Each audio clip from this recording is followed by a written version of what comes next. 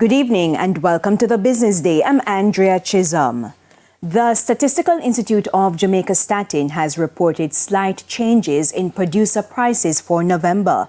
The mining and quarrying industry saw a 0.2% increase in output prices, driven primarily by a similar rise in the index for bauxite mining and alumina processing. Meanwhile, prices in the manufacturing industry remained relatively unchanged.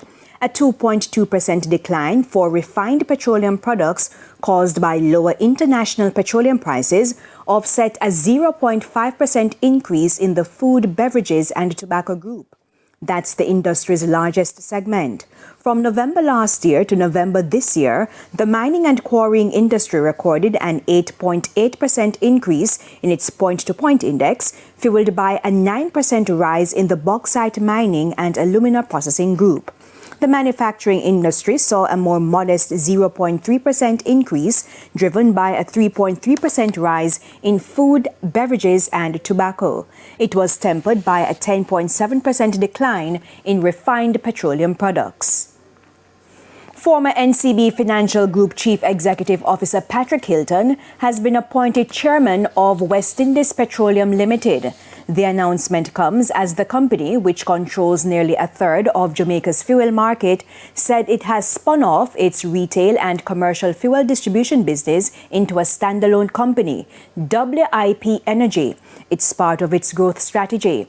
Other board members include former NCBFG Chief Financial Officer Dennis Cohen, former Group General Manager at the Petroleum Corporation of Jamaica Winston Watson, Catherine Lewis Green, Gordon Shirley, Senior Vice President Danville Walker, and Tariq Felix, Head of Commercial Operations. Wayne Fraser, WIP's Head of Operations, has also been appointed as General Manager of WIP Energy. We expect that with this tremendous group of people who have joined the founding shareholders of West Indies Petroleum to run WIP Energy, that the near future is going to be very, very exciting. 2025, we won't be 30% of the market anymore. In fact, we think we will be the largest and most profitable fuel company in Jamaica.